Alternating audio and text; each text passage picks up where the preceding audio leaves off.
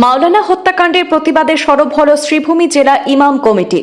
অভিযুক্তদের গ্রেপ্তারে নিলামবাজার পুলিশকে আগামী ৪৮ ঘন্টার সময়সীমা বেঁধে দিয়েছে ইমাম কমিটি। নির্দিষ্ট সময়ের মধ্যে অভিযুক্তদের গ্রেপ্তার না করলে বৃহত্তর আন্দোলনের হুঁশিয়ারি দিয়েছেন ইমাম ও উলামারা। প্রসঙ্গত, পারিবারিক আমন্ত্রণের ছলে পরিকল্পিত হামলায় প্রাণ হারিয়েছেন আগরতলার মাদ্রাসার শিক্ষক ও ইমাম শ্রীভূমি তথা করিমগঞ্জ সদর থানা এলাকার লামাজোয়ার নিবাসী মাওলানা মুজাহিদুল ইসলাম। অভিযোগ যে দুই ভগ্নিপতির অসংযত আচরণের প্রতিবাদ করায় এই মর্মান্তিক ঘটনাটি ঘটেছে। ঘটনার ১৩ দিন অতিক্রান্ত হলেও এখনো পর্যন্ত অভিযুক্তদের গ্রেপ্তার করতে পারেনি নিলামবাজার পুলিশ।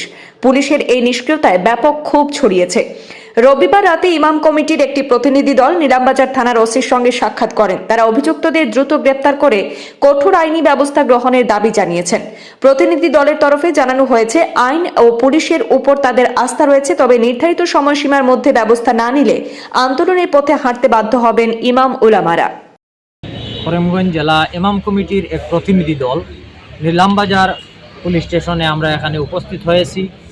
আপনারা অবগত আছেন, গত ২৯ তারিখ আমাদের একজন ইমাম মাদ্রাসার শিক্ষক হাফিজ মুজাহিদুল হক, ওনাকে হেবা কাহারা ষড়যন্ত্র করে কোনো এক নির্জন স্থানে নিয়ে ওনাকে শারীরিকভাবে অত্যাচার করেন।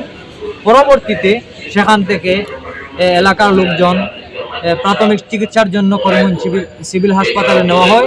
সেখানে অবস্থা আশঙ্কা অত্যন্ত শোচনীয় থাকার কারণে শিলচর মেডিকেল কলেজ স্থানান্তরিত করা হয়।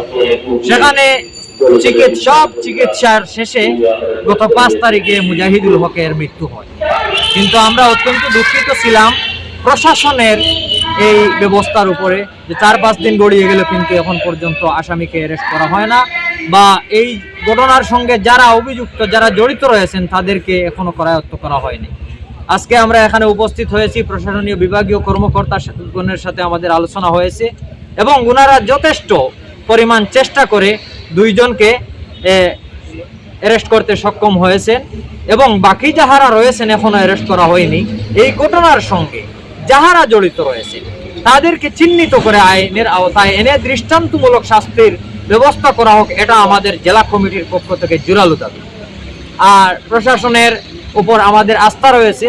আমরা ভরসা রাখি আসাম সরকারের বর্তমান প্রশাসন ব্যবস্থা যে কঠোর, এটার এক ফলস্বরূপ আমরা আজকে দেখতে পেয়েছি এখানে উপস্থিত হয়ে। গতিকে আগামী ৪৮ ঘন্টা সময়সীমা আমরা প্রশাসনের কাছে দিয়েছি। বাকি যাহারা অভিযুক্ত রয়েছেন ওনাদেরকে অ্যারেস্ট করা হোক, অন্যথায় আমরাও জেলা ইমাম কমিটি তথা গোটা আলিম সমাজ, ইমাম সমাজ, আমরা সকলে ঐক্যবদ্ধভাবে আমরা আন্দোলন গড়ে তুলতে বাধ্য।